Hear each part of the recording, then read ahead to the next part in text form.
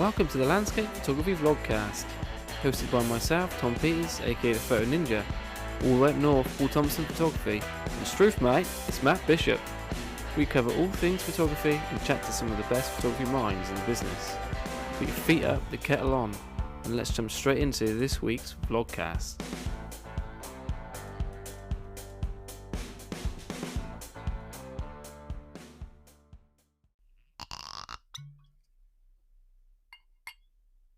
What are you drinking there, mate? Ooh, Tamavulin. Are you gone for scotch? Yeah. I've gone across the pond. I've gone for bourbon. Bourbon, eh? Just fancy, just fancy a bit of a sweet one tonight. All right. And what are you on, matey Yeah. boy? Listen to that. He's having a piss.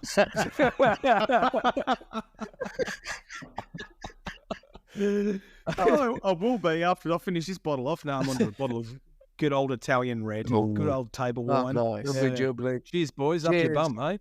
Yep, Cheers, there we go. fellas. It's been a while, isn't it? How have we all been? Yeah, all good. All good. We're Yeah. back. We're back. We're back. Yeah. That's my line. You said my line. Man, it has. I was actually looking today. It's been since May. Right. May was the last podcast we did. Yeah. It's That's sad, isn't it it? is. It's been one of those things. It's just everything sort of crept up on us, and well, especially me because I've been away quite a lot, so it's probably my fault as well. Wow. Yeah, it's It just gets those sucked into your long lives. podcasts, that you get away, then you come home, and then you dedicate time to family, and then Yeah. you got something else after that, and then it's just non-stop, and it's a shame. Yeah, It's a shame snowballs, eh? because it's good fun doing this podcast, and It is. there's my mum enjoys it, so we should be doing it for her. Yeah, the one listener. Yeah. No, it's good to be back, though. It's really good to be back, and I think It is. we're really looking at getting this thing going again. It's just that it's been one of those times where everything's just crept up. So we want to get back into this and start making this regular again, eh? So why do we want to do it? Number one, why do we do the podcast? Well, we just I only do it so I get Instagram followers. By the way, do it. yes, we did it for 16 months. I got 7 followers Oh, in there you 16 go. months. It was well worth No, it. that's a hell of a good return, I would say. No, Oh god. more than anything, it's Yeah. good to have a chat. It's a good Yeah. catch up for us, if nothing else. I do it for the excuse Yeah. to drink whiskey in the office. Yeah. Well, Cheers, boys. Don't need an excuse for that, really. Ching ching. There we go. Let's get a possum up here. Yeah. Well, Good stuff. And it's Jeez, this to be time of the tangy, year where that this one. is allowed anyway. What's that? Drinking? Yeah. It's all good, isn't it? What? Because you don't drink in summer. No comment. That's not what I saw. yeah. So how's everybody been anyway? How's everybody been doing? Yeah. Yeah, you go, Tom, mate. You're the one that's You life sure? changes, Yeah. rapidly. Does tend to. Well, yeah, we're settled in now. He's still changing nappies and making Nutella sandwiches at the same time. Yeah. Yeah. Oh, yeah. Not. Yeah. Yes, you got to be careful with that one, didn't you? Yeah. You do, yeah. Yeah, we're still doing nappies. Yeah, he still fills them up. But yeah, no, things are decent. Yeah, settled in. But I tend to sort of go all in. So we're building an extension now, and Because you thought having a second child wasn't enough to stress you out. So let's do an extension. I know. But when you've been like saving money for what feels forever, and you just get to the point where you just I just want to get it done now. You know what I mean? Okay. Yeah. So it is the wrong time of year really to be digging in the ground when it don't stop raining. Yeah. But yeah, the thought process is, we get it out of the ground, and then by the time the sun comes out next year, I'll be ready to work evenings. So Yeah. this extension, is that where your new photographic studio is going to be? You're going to have a dark room or something Oh, mysterious no. going on there? No, I'm staying up here, up in the roof space, I think. So we're just laughing because we've started off a new streaming network because we just found out the one we used before. They charge you like 17,000 euros per year to do it. We don't make any money from the podcast. We thought, nah. So we're doing this freebie, and we did a test on it last night. The quality is quite good, and you can write things on there. And Paul's has written, "I'm back." I'm back. Yeah. Yeah. Someone once said to me, I won't mention who it was.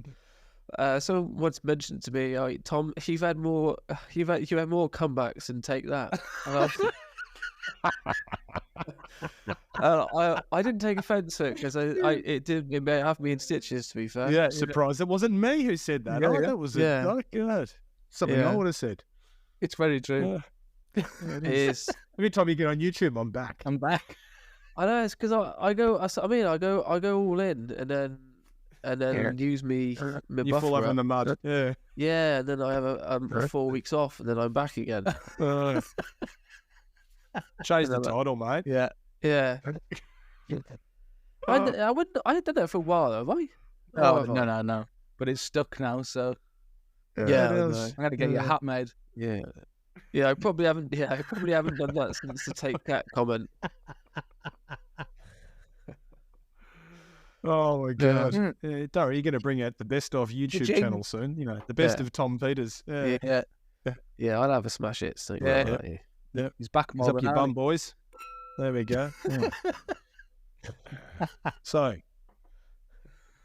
what are we going to talk about this month then, lads? this month. So yeah, we decided we're going to be back onto the podcast because we enjoy doing it. It's a good occasion for us to have a chat anyway, and 97% of the time it's about photography anyway, isn't it? Yeah, for sure. Yeah. So it's maybe just make a podcast about it, you know, and my mum enjoys it. So that's good. What are we going to talk about this month, Tom? Well, we obviously Paul's full time, and you know you do workshops and I do workshops, and we want to talk a little bit about just what it really means to be a professional photographer, what it takes, how do you balance someone like myself and you, Matt, who does it more on a part-time basis. Yeah, the reality of it all. The reality of, you know, life as a pro photographer.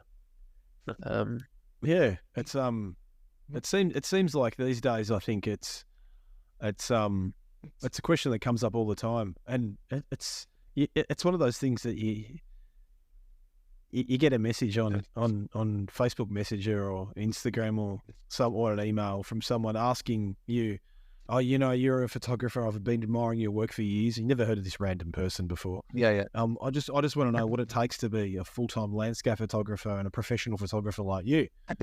You know, how do I do it? And it happens quite a lot, and you just think, God, do you actually answer that question or not? Because it's got to that point where the answer's quite harsh, isn't it? Well, it is. It's easily come back. Look, I would to begin with, looking at, you know, I'm 44 now with almost 24 years of experience behind my belt. Definitely not professional, but experience taking photographs with a reflex camera. I would recommend, if I was going to talk to myself back when I was 21 years old, hey, Matt, you know, you should be a professional landscape photographer. I would have recommended to myself back then to maybe go to university and do an arts degree and actually study photography on a professional level somehow, and educate yourself about art in general and creativity, and know what it is when you see composition. I'm not talking photography, but I'm talking art in general. So yeah.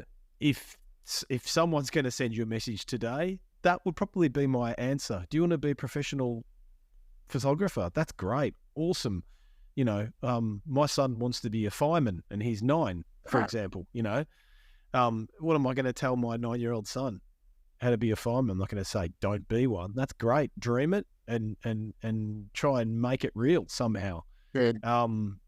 So, God, with photography, that's probably the first thing I would say is go and do an arts degree, understand what art is, and invest in photography as much as you can to train that thing upstairs to understand what the hell you're doing when you pick a camera up, rather than just concentrating the fact on being a social media genius and then trying to make it from there afterwards. Would you guys agree with that? Yeah. It's definitely helps, I think, to have some sort of creative. Well, it is a creative outlet, isn't it? So, for me, I was all set to go to not to university, but to college to do graphic design. Yeah. That's what I always did when I was younger. And that's what I wanted to do. That's what I wanted to do. Yeah. And I look back now and I think that what would have happened if I had done that? I don't. Obviously, it was a far more creative outlet than what I do. What I did end up doing. But yeah, I think these days it's just slightly changed now, isn't it? You know, everyone wants to be an Instagram or run these huge workshops and tomorrow. Yeah. And they try and bypass the route that you're on about. Well, I think it depends also. If you were just starting out, I agree with Matt. But if you're coming into this later, that's probably not an option. Yeah. If you've been a hobbyist or whatever and you want to try and make a go of it, I think I think what I have seen a bit of lately, if I'm totally honest, is there's a few people I know that have decided they're going to start workshops and everything. And in my opinion, not really the best idea, because they're not. How do I put this nicely? We're not here to be nice, mate. Yeah, well, just say it without saying fuck. I'm sorry. I'm so sorry. What I actually mean. You can cut that out, can't you? You can do that, can't you? Yeah, I can bleep it. Oh, thank fuck for that. Yeah. Yeah. So just to make my life harder, Matt. Thank you. Yeah, it's just I don't think they're ready to be leading workshops. I still think they need work on their own photography. Before they start trying to teach other people how to do it. Yeah, definitely. I agree with that 100%. There's a big thing at the minute where people want to kind of rush into something. And yeah, I've been doing this for 2 years full time now. And only now can I see it's moving in the right direction. And that's after 2 years. Yeah, it's been a rough 2 years for you, mate. I mean, I feel like I've been there with you on this journey. Yeah. But Tom has too. We've definitely been with you through this, and we know how it's been for you. Yeah. And you were right. Shit, the first 2 years were bloody hard, weren't they? And last year especially was just really tough. Really, because at the same time as I decided to do this, my wife got made redundant a few weeks later. So it all kind of fell on me, and then I was kind of panicking. Well, how the hell am I going to make money at this? Yeah, stop quitting. Yeah, and the thing is it wasn't easy because you can't rely on one thing. I think we've mentioned this before. You can't rely on one income stream with this photography game. You have to find lots of different avenues to make that money. Be it, I don't know, prints. Just forget it now. Anybody who tells you there's money in prints, it's not happening. It's not, unless you sell porn. Well, I guess, but as in landscape photography, there are some people I know make a living just from prints, and honestly, I don't know how they do it. Yeah. But the reality is, I never sell prints. Never sell prints. The odd one every now and then, and that's about it. So you're never going to make a living just solely from that. Oh, God knows. So no. And then obviously you've got YouTube, you've got all of these other avenues. Obviously, making videos for other companies, workshops, all of this. But you've got to do so many different things to make it work. You can't just think, well, I'm going to be a landscape photographer tomorrow. Yeah, because it doesn't work. I think it's hard as well, isn't it? Because I don't know about you. Obviously, your day, Matt, is very structured. I imagine, doing what you do, for, in the Vatican. My day is quite structured as well. So when you decide you're going to make the jump, you are responsible, aren't you? I think, how do you structure your day? How do you prioritize certain things? You got to make up a proper business plan, haven't you? And at least work out some sort of plan as to how you're going to make the most of the time, because otherwise, I can imagine. Well, it's like me in the evenings. If I haven't got to think, right, I want to achieve this tonight, I end up scrolling through Instagram. Before you know it, 3 hours later, I haven't done anything. Yeah. I can imagine, you're in your position, Paul, when you're full time, that that's even more evident, isn't it? More important. Yeah, you're being forced, aren't you? I mean, I look at it from my perspective, where Paul has to make a decision because he has to put bread on the table. For my case, it's not about putting bread on the table. It's about using my creative outlet to help others, and I enjoy that. Really? And I enjoy the community behind it. So if I can make money off that as well, it's a bonus. I make enough living from my full-time job to survive, although my full-time job isn't, for me, the ideal job anymore. I've been doing it for a very long time now. Since I was 18 years old, I started working in the hospital, and I'm now 44 years old. And I actually found my first grey hair yesterday on my pectorius, a grey hair. So I'm definitely getting old. It's one thing having grey hair on your head, but when you actually find one on your pec, like one grey hair, and it was a freaking big one too. So I'm getting old. And when you do, I've been doing this job for a long time, and it's not an easy job. It's definitely not an easy job, and photography has always been a creative outlet for this job. But to have the professional side, let's say, on the side, is a bonus for me. It's a bonus in life to have, and I'm thankful to have that extra little bonus. But I don't have the stress, Paul, that you have. And I think a lot of people who are working, and if they want to make that jump, they've got to be damn certain beforehand that the money that they're going to get is going to be enough to survive. And I think there's a lot of people, and I actually see it quite a lot on social media, because you see these people on there saying, I've finally left my job, I'm now going to become a photographer. And you're like, well, hang on a second. Oh, you poor bugger, what'd you do that for? Because you can see a lot of them, they're just not capable of, in advance. And it's not cruel. You just know, because of your experience, you think, you shouldn't have done that. You should have just kept working, because I don't think you're going to be able to do it. And a lot of the times you're right. You just think that these people have you've got to be 100% sure that you're actually capable of doing the job before you actually make it a job. Well, it's not. What I mean? It's not just. I think what people think is I can do photography, but what they don't actually think is how many jobs are involved in that one decision. It's not just photography. Yeah. I mean, it's probably about 98% isn't photography. The 2% is going out taking photographs. That's right. You've got to be a marketer. You've got to be able to do your own books.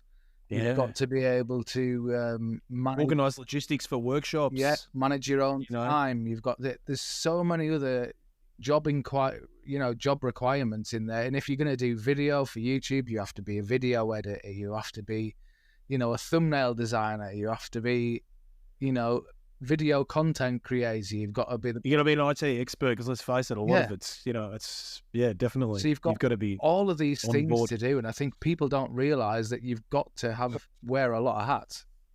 You've got to really kind of put all these things together and be able to juggle them all. Yeah. One thing I will say as well is people underestimate the power of a website, don't they? Yeah, for sure. Do you not think people concentrate on Instagram page, growing that, the YouTube, all the whatever apps going on at the time, and they never ever touched their website. I know. How many? I've come across that many people when you think, look, ignorant as I was years ago, you would get on, you think that, oh, this guy is like some photographer, he's got, 50,000 followers on Instagram and he's posting all these epic photos of Strand and Fries and Hyphen in Iceland and all these, all this stuff, and you think, oh, this guy must be some huge photographer, and then you're like, oh, when you use your website, do you do this or that and the other? And they're like, I don't have a website. You think, what? Sorry, what? Yeah, I know. That always bewilders me, that. It kind of makes you understand, that's the point where you understand that you have a photographer, a professional photographer, and then you have a social media expert, which are two separate things. Definitely in today's world, in photography, you need to have social media skills to be able to sell yourself. Yeah. But I think there's a lot of people out there that are that friggin' good at social media. They can fake who they really are. And I'm being nice when I say that. Because what you mean, you can hide an image on an Instagram screen, can't you? You can. Yeah, you can, Yeah. I think the ones that all stand the test of time or are really good at it are the ones that use social media. They're good at social media. They use it to drive traffic to their websites. Yeah. And that's right. They use YouTube to drive traffic to websites, advertise and show your personality. So when someone books you for a workshop, they already know you. Yeah. They already feel that they know you. They're 100% sure that they have paid the right person. On the other, everyone. Sorry to interrupt. I was just going to say, everyone that I've ever took out on a 1-to-1 or small groups and stuff, like 3 people, they all know me from YouTube or social or Reels or whatever. They feel like they know me as a person already. And that is 100%. Honestly, I don't think I've ever had anyone that hasn't seen me on YouTube. Yeah. Or Instagram or something. So that says it all for me. Yeah. And it's only ever going to get more and more like that, isn't it? Well, I think the other side of the coin is there are some people who think, well, I don't want anything to do with social media. Yeah. And unfortunately, it's a necessary evil. It is. You may not. Well, it depends who you are, isn't it? Really, I mean, you look at oh God, let me think. I'm just trying to think of an example now of the photographer from the 80s who's still I don't know. I'll just pull a name at the top of my head. Lee Frost. Okay. Right. Yeah. Do you think Lee Frost needs social media? Well, probably no. Not now. I suppose like Joe Cornish, he's not on. He's not on social media. There you go. Yeah. But the long-standing people probably don't. But anybody starting now.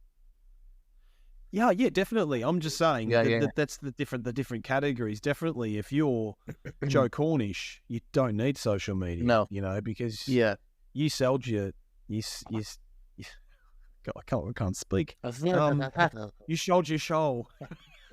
Well, basically, they didn't need it back when they were doing it. Well, you didn't. No. You just needed a gallery and some images and prints, and you'd go to someone's house and, you'd have someone would have a Joe Cornish on the wall, or there'd be the local magazine or the local newspaper that would have an article written up about you, and that was all you needed, wasn't it?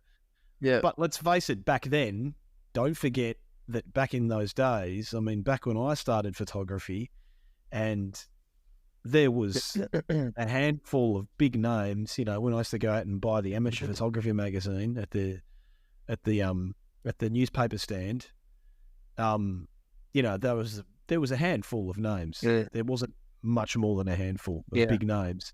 And they were the guys doing workshops. And if you wanted to go on a workshop, you'd pay a friggin' big amount of money, and you would probably have to book 12 months in advance.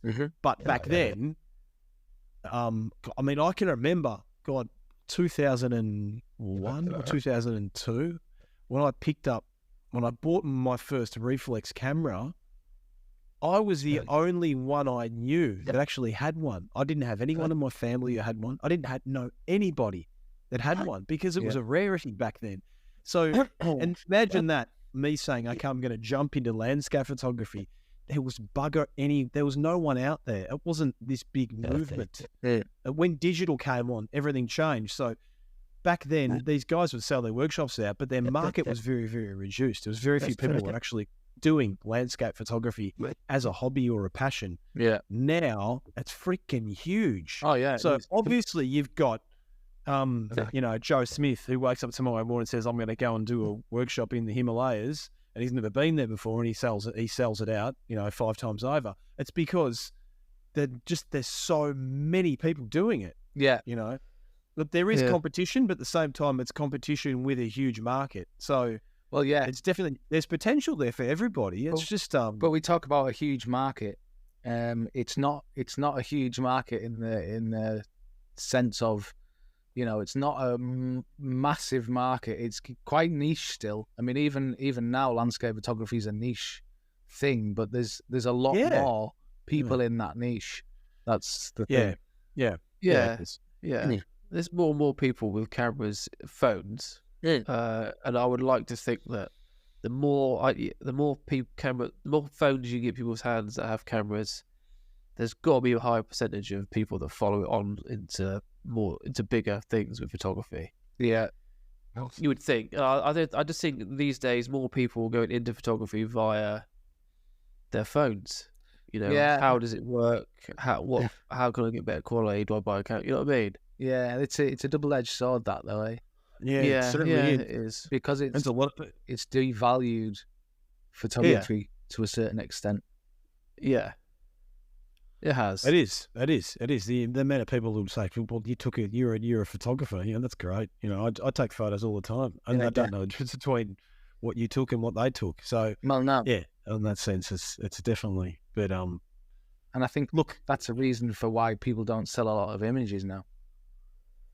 Prints. I don't sell prints for that reason. Because people don't see value in it. Yeah, that's right. Yeah, I totally agree. So, I mean, it's easy, Tom, isn't it, for me and you to comment on all this and say, we think this, we think that, but we're not the ones risking, are we? No, we're not. Like for me, someone in my position, I would think probably is a lot of people like me that are, you know, do. Basically, I see it as like when I'm doing weekly videos, it is like a full-time job. That I got 2 full-time jobs, so it is at least 2 nights a week to 3 a.m. as well as the working week, and then at weekends or whatever day you post your video or advertise your workshop, then you got to be available to interact. Yeah. So it is bloody hard work, and as you can tell from my dip in and out of YouTube, it's when you get work, and then when you get a run of workshops or whatever, then something's generally got to give. So you're always constantly, you know, prioritizing what you want to do or what's more important, and it's and then I'm back. Yeah, and then that's when the I'm back will come in onto YouTube, because I've probably finished a run of workshops. I've finished something that I was working on or whatever, and then I'm back again. Yeah. But to be fair to you, I mean, this obviously I've been putting weekly videos out, but I've gone through a period lately where they were maybe every 2 weeks or something because I just simply couldn't do it. I was away on workshops all the time, and I'm not organized enough to go and film about 4 or 5 videos before I go away anywhere. Yeah. To get you know, like a back catalogue of videos.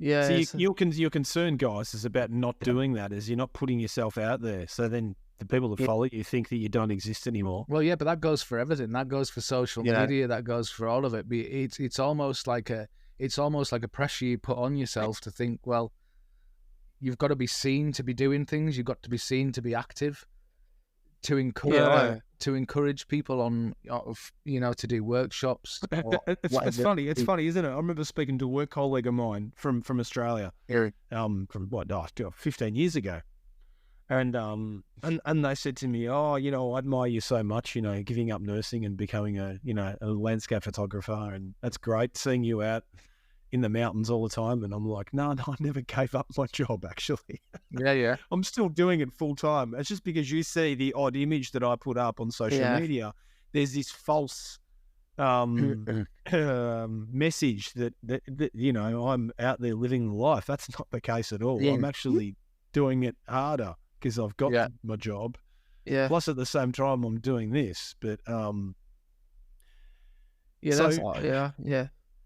Tom, all right. So we've seen what Paul's gone through the last couple of years, and we both remember the day that he just basically used the word FUCKIT with work and left and decided to travel down this path and make this huge, courageous step in your life, because it's definitely courageous. It wasn't the opposite. Like, for you to actually do that, it was a courageous step, and you definitely are you crying, mate? No, it's just my glass. Oh, mate. No. But thought you're getting all emotional on me. Then I was going to say, oh, sweetheart. Oh, that's nice. Oh, my God. I feel a bit teary too. No, you couldn't give a shit, could you, mate? No. It's still my glass. That'll be good.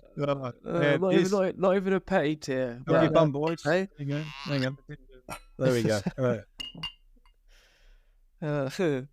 So what I'm saying, it's definitely a courageous step, and it's taken you 2 years to not get to where you want to be, but to get to actually see that it's possible. Yeah, well, that's it. It's not that I've got to the end of 2 years and thinking, right, well, that's it. It's like I've got to the end of 2 years and thinking, well, I can see light at the end of the tunnel for next year. It's not that I've suddenly got to the end of the 2 years and thinking, well, I've achieved. Yeah, you put your feet up. Yeah. Put my feet up. Now I can relax. But definitely with the title of this podcast, we're going to have people out there that probably never listened to the podcast before, also, that have read the title, so they want to know how to be a professional landscape photographer. Mm-hmm. Am I correct? Yeah, I would say so. Yeah. So, they want the information, they want the good stuff, the secret stuff about being a full-time professional landscape photographer. So what do they have to do to be a professional landscape photographer? Paul, well, I think, what do they have to do?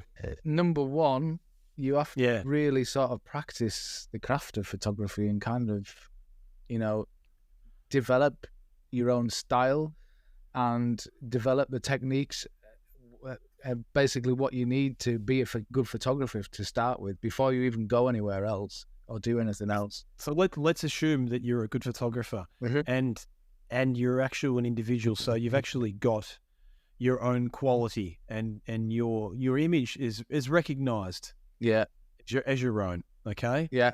So look, I look at the three of us, and I actually honestly believe that we all have our own style, and I believe Tom, yours has always sort of stayed the same style. It's a very quiet woodland style. You first started off with seascapes, but that was in the very beginning. Yeah. But you've maintained this very quiet style of woodland without being too loud. Yep. And you've actually moved a little bit into darkness lately, without being dark as in loud, but darkness as in being even more subtle with your photography. And I think that your style of photography is being subtle, not being out there. You enjoy the more unrecognized side of woodland as the way. That's how I see you. So I could actually classify you in that category, and I could say, okay, I can see a Tom Peter image out there when you take a photo. Thanks, mate. And Paul, I think you've evolved probably more so over the last 18 months since you've changed cameras, because you've sort of shifted into more pano, haven't you, really? And you've enjoying pano. And there's not too many people out there that do pano work, so who might be interested in pano work might actually see your work interesting because of the type of panoramic views that you capture. I think from my style of photography, I've got a particular way of capturing the actual light within a landscape. I tend to underexpose my images more and give more importance to not burning my highlights, and I really, really try and focus on the light of every landscape. I don't put images out there that don't have a dramatic light, and that's my style. I think. And so I think we all have our own style, and that needs to be recognised, doesn't it? So assuming that you have the capabilities of taking a good image, and you do have your own style, which is one thing.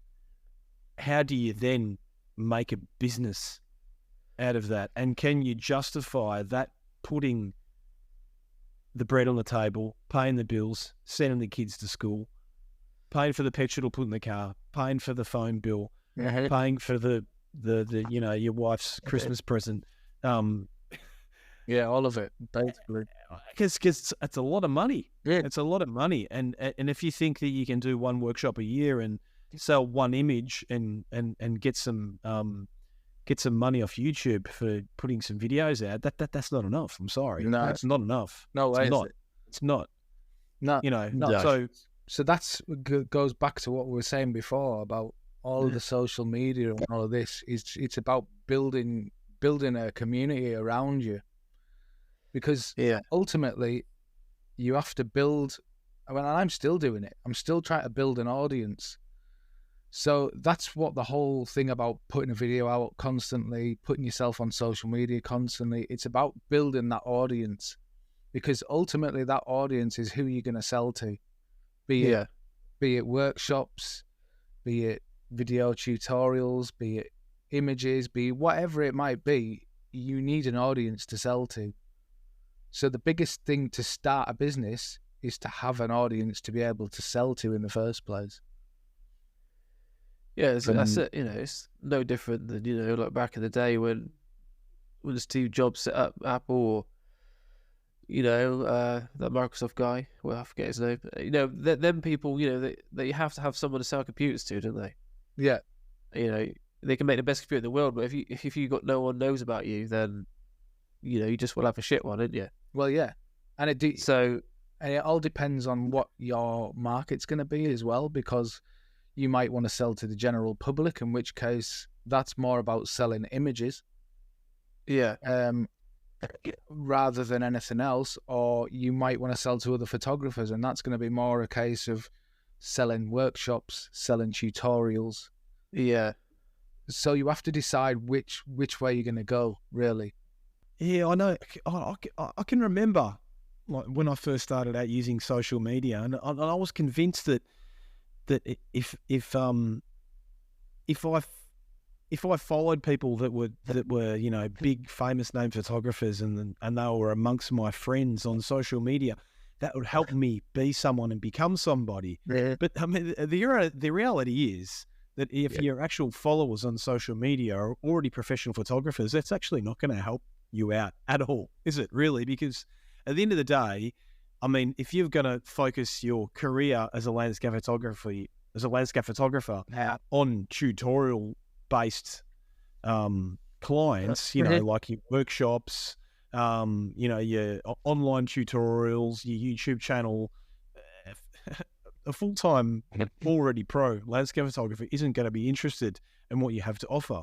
Yeah. So I think that's the thing. You've got to try and focus your client base on social media on your hobbyist, amateur photographers, don't you? Yeah. I totally agree. Yeah, I think that's one of the most common mistakes that people make. It is, isn't it? You think, oh God, I won't start saying names. Such and such as, we're friends on Facebook. Oh, I'm awesome.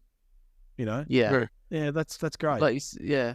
Like you said, it was definitely a bonus for him, but not so much for you. Because at the end of the day, if anything, if two pro landscape photographers are going to be friends on social media, they're only just going to probably get ideas off each other at the end of the day. That's the only. Or in our case, which is a rarity, there is some form of collaboration, which has worked out well for us, hasn't it?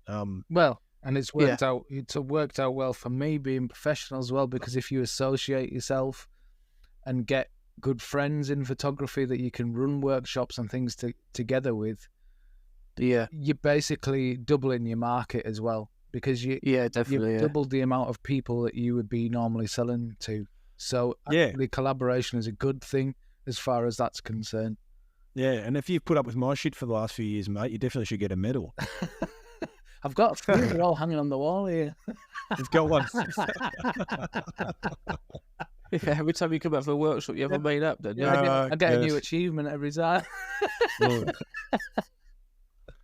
God. No, you're definitely right. You know, if you're looking to sell, you know, like we talked earlier about having your own identity, didn't we? Yeah. You know, your own style. No. And if you're going down the solo route, then you need that. So you need that identity. Yeah. After you said about having your own style and you know, your own philosophy and your own routine, then after that you need your audience.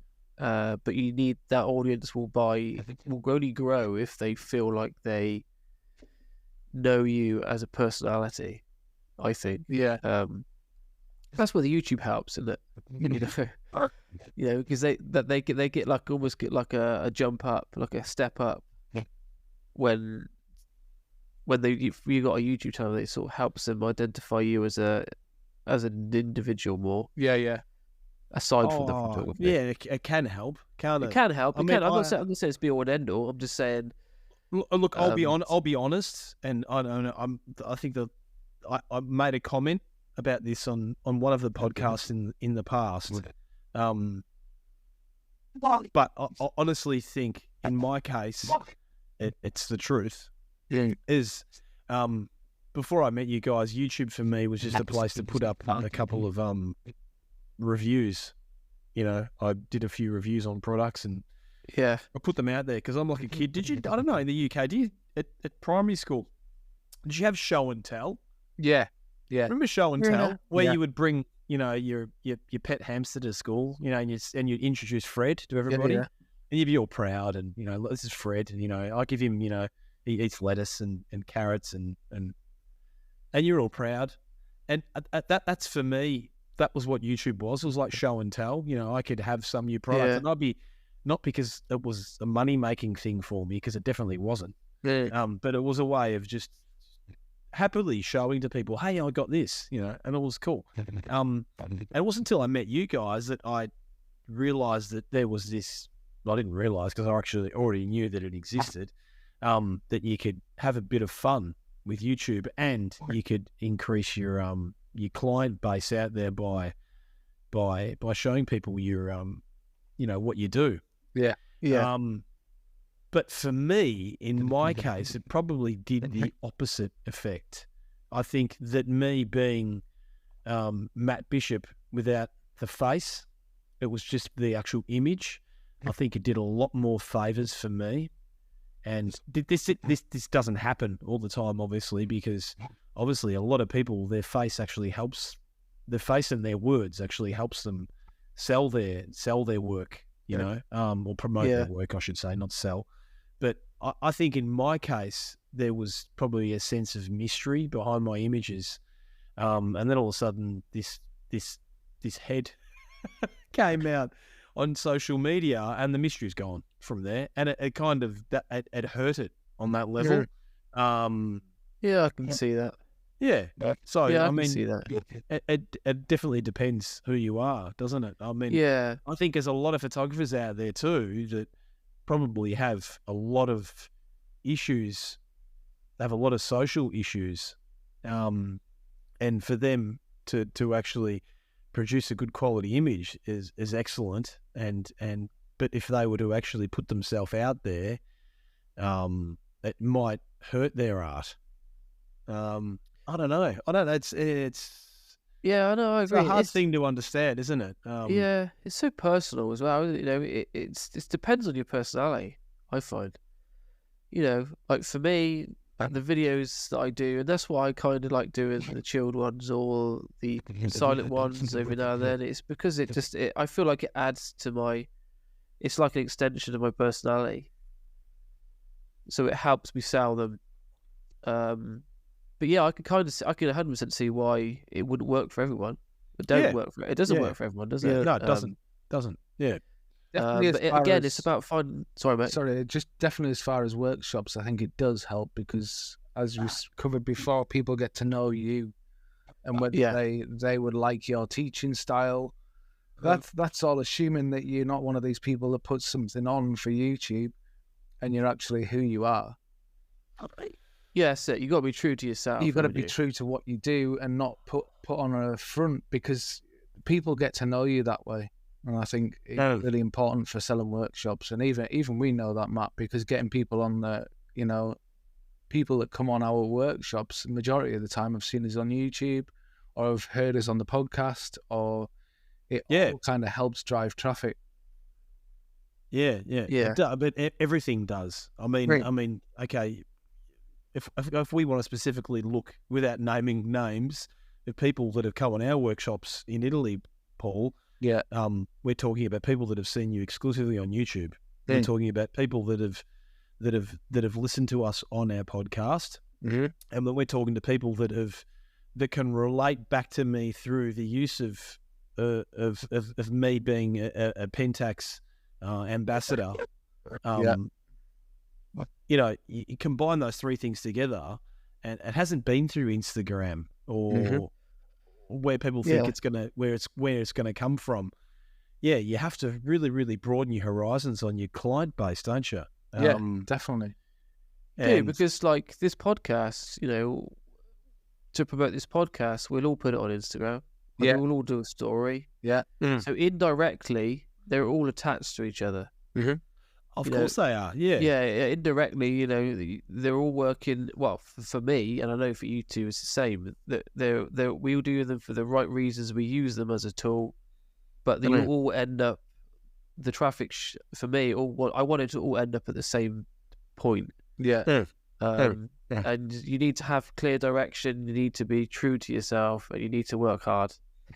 And even then, it might take, God knows how long. Like for me, I wanted to go full time for 4 years. Since you've been back, pretty much.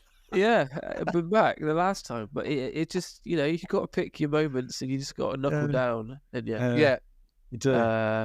And it'll come. It's just the way it is. Yeah, it's just about putting yourself out there, and especially for getting more clients, it's about cross promotion, and as we've said a bit already tonight, like collaboration really does help you. You might not think it does.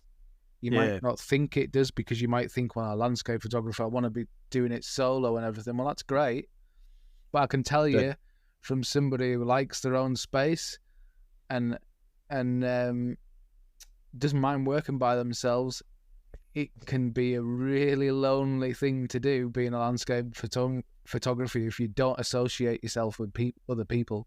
Even now, when I've got you guys, and I've got people like Adam and Dean and all these other guys that I work with and are friends, if I didn't have them, it would be really solitary where I am now. Because honestly, if I'm not going out to record, or I'm not not going out for any other purpose, I don't leave the village I live in.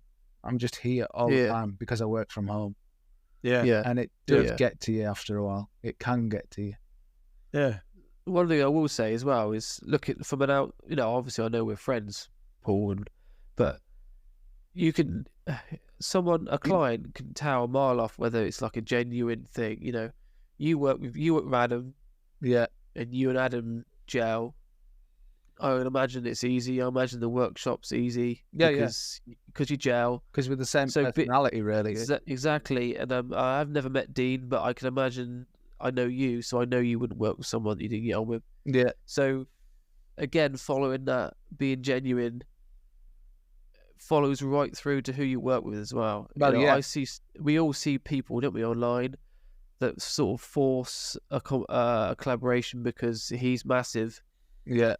And you force it, and it can't. It doesn't look good, I don't think. No, and it's definitely not going to last long term, is it? Yeah, it's got to work at the end of the day. Yeah, exactly. Right. Yeah. And it's not Yeah. about just one of the other of you getting something from it. You've both got to kind of put equal amounts into it. It's the same. Yeah. Any friendship, any partnership, you have to kind of put equal amounts into it. Otherwise, it's not going to work. No, definitely, totally agree with that. Totally agree. Yeah. Well, what else do we say? Close it Hey? at that. Jeez. Yeah. It's yeah, so it's definitely a roller coaster ride, isn't it? And if anyone who thinks out there they can do it, you can definitely. Don't let anyone tell you that you can't, because that is the worst piece of advice we can give. Yeah. But if you're at a stage where Paul is, where you're going to leave your job and you're going to become a full-time photographer, think about what we've talked about tonight. If you've got a job and you're kind of happy to stay on, you would like to delve into the world of professional landscape photography, the business side of, because I mean, professional photography, what does that mean these days? Everyone's a professional landscape photographer these days, aren't they? So, be careful, be careful. If you're going to jump into it, make sure that you're doing it correctly, and make sure first, before you do anything, that you're confident that you're capable of giving. That's the key. I mean, I know, Paul, Tom, you know this too. Obviously, Paul knows it a little bit more because he sees me when I'm out there with people. And for me, that's the biggest rush ever, because I'm so freaking happy to give. Yeah. And it's not just about the photography. It's about the location you're at. It's about going out and having the meal. It's about the drive to get there. It's about speaking the language.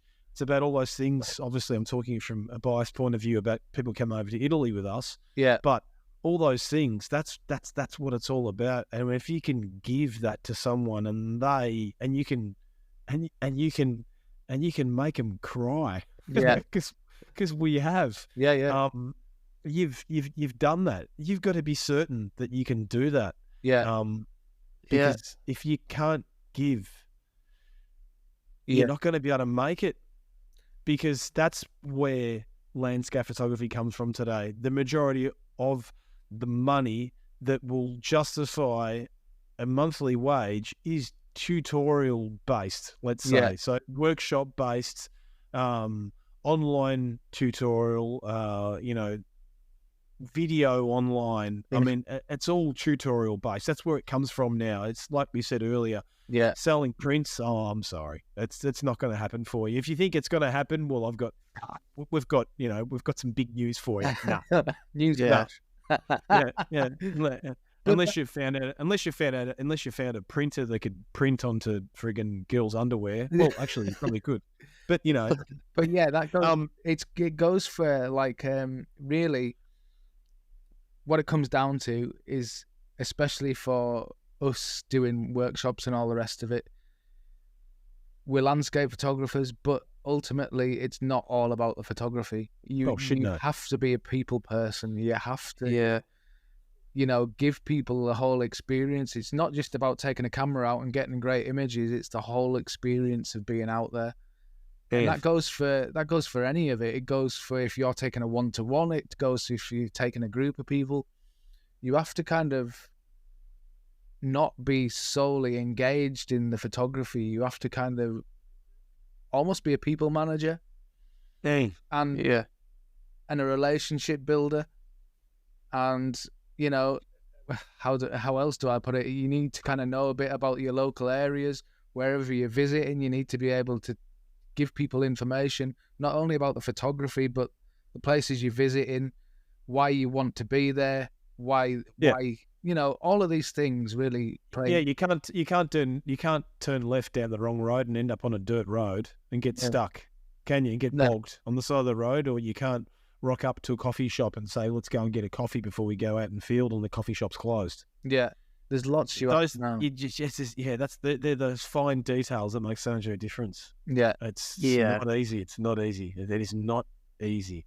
But if it works, it's the most I can't think of the right word.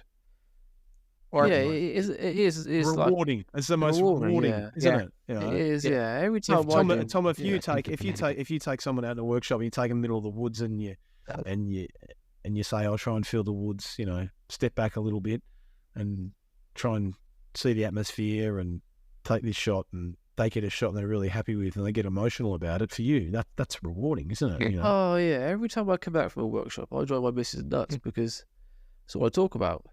Yeah. Okay. You know, that's what you're talking about, isn't it? You know? Every time I do a workshop, that's it. I'm doing 3 nights this week. Yeah. Into the middle of the night because I want this more now. Yeah. And that's the feeling I get when they go wow, and so you know that says it all, doesn't it? You know, I do feel like that. Look, I totally agree with what you just said. Especially with I've been on that. I've been on the workshop. I've been on that route that you do. Yeah. And I got emotional. It's an emotional place, and when you offer the service, the whole experience along with that, that is the ultimate, feedback. If you could offer what you offered me when I went there, it'll be word of mouth will sell that. Yeah. So the principles are applied to, like Paul said, to when I go to the woods, or whether someone does seascapes and you see an amazing sunrise, having the extra knowledge of the area helps. Yeah. Because you're offering something more than just stick it in F11, point it at that rock. It's not for workshops. Ain't like that for me. I don't tend to go down into camera settings and things. It's all about feeling what you see and reacting to the light, more so than point there, stand here, we'll go there after. I know. I don't really. I think them days have gone. Wow. I don't know whether they have or gone or not. I'm sure there's people that do that, but it's all important. It's all important. It's all important. You need to know how what happens when you push the shutter. But at the same time, I do think that an experience, offering an experience and emotion, is where the real value is. Yeah.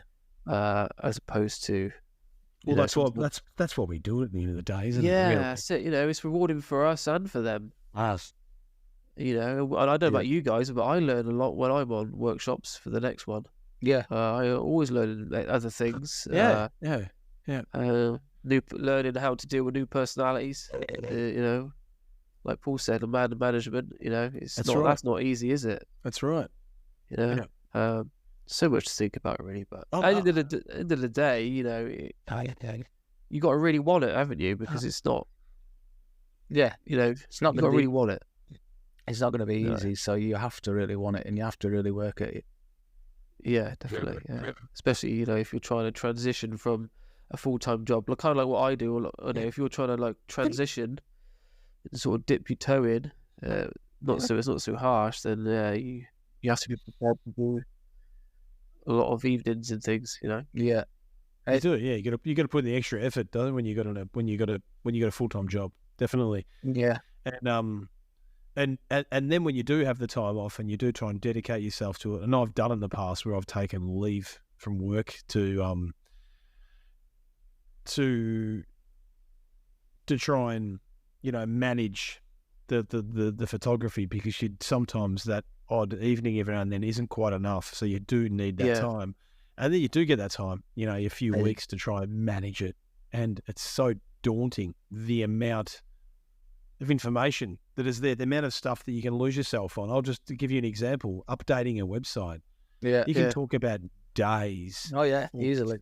A technical difficulty that can give you the whole entire day of you headbutting the desk. Yeah. Trying to fix something that can't get fixed, but you find out 2 days later that you just pressed the wrong button, but you just wasted 3 days when you could have just been on Instagram posting up images of selfies in yellow beanies, Iceland. Yeah. I was actually going to get a yellow dress, but yeah. How do you think I'd look in a yellow dress with that grey hair on my chest? Decent. I reckon you look decent. Yeah, it You would. look like it Sandy would, from Greece, I reckon. it would extend my cleavage. Yeah. Yeah, Oh, yeah. well, it'll work. It'll work. I'll get more followers. But no, we're just joking. But definitely, yeah, it's hard work, isn't it? Yeah, I tell you what, I would say actually, I'm going to try and make Paul cry. You can't. I've tried it. I've tried. I will say, if you know someone that is a full-time professional, if you're lucky enough to know someone, Yeah. I don't know about you, Matt, but I find massive inspiration from Paul because, you know, it's one thing to think about it over and over again like I do, and you come to crossroads and you think, nah, I can't because I've got a mortgage to pay. I don't know, the car's broke down. I can't do it this month. I'll do it next month. Yes. But Paul, unfortunately or fortunately, depends how you look at it, I suppose, got dumped into it on his head, and you know, fair play to him. He's muscled his way through. But if you can find someone that or know someone that's been through it, use them as inspiration, use them as drive. Because when I see Paul put an image up or I see him advertise a workshop, that 100% spurs me on because I think that's what I want. Yeah. And that's a big inspiration to me. I don't know about you, Matt, but that would be a quite an honest, from the heart point of piece of advice if I was someone who was thinking about it. If you find someone that you can inspire to be like or can take some sort of confidence from, it would be that, because that definitely helps me, because I am a bit of an inner, what's the word, introvert. I am a kind of introvert when it comes to big decisions. So yeah, Paul is a big inspiration to me. Oh, in cheers, terms of mate. the Tear business. in my eye now. Oh, he is crying. That Yeah, fair play. Just one eye. Yeah, one eye. Yeah. Yeah, no, I think that is. I'm offended. Like I couldn't make you cry, but I'm Tom crying could out make the you other cry. eye for you, Matt. He's got two eyes, isn't he? You know, I think he's one's like one. squeegee left ball sack from the other side of Europe. Yeah, but, Yeah. yeah. I've patted him on the back now. That's it. There you Cheers, go. buddy. Ringer. I just want to finish on one thing. I just want to finish on one thing, and that is, Please don't fart. you've got to really put yourself out there, because nobody's going to do it for you. Don't sit back and think you're going to be discovered, because it won't happen. It really won't happen. Nobody's going to turn up and knock on your door and say, right, I think you're amazing. Can you come and do this for me? It will not happen. I'll guarantee it won't.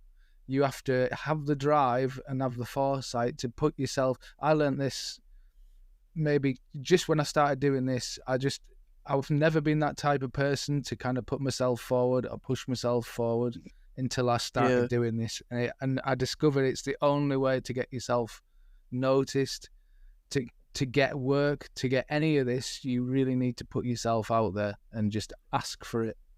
Because without doing that, you really won't succeed. Yeah. Yeah. No, I agree with that 100%. Yeah, You do. definitely. You need to put yourself out there. You think that a lot of people out there are making it because they've been discovered. No, they haven't been discovered. They made themselves discovered. Yeah. If you don't ask, you don't get. Yeah. No. And that goes for any of it. That really goes for any of it. You really need to learn to ask for it. The worst case scenarios is somebody says no, and you move on. Yep. Yeah. You've just really got to put yourself out there. Yeah, that's what happened with my first 100 girlfriends. Yeah. So if you ask enough, mate, one of them's bound to say yes. Now I live in Italy.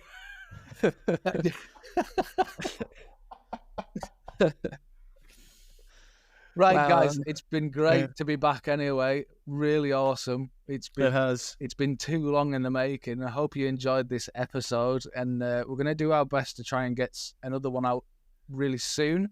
If not in December, certainly in January.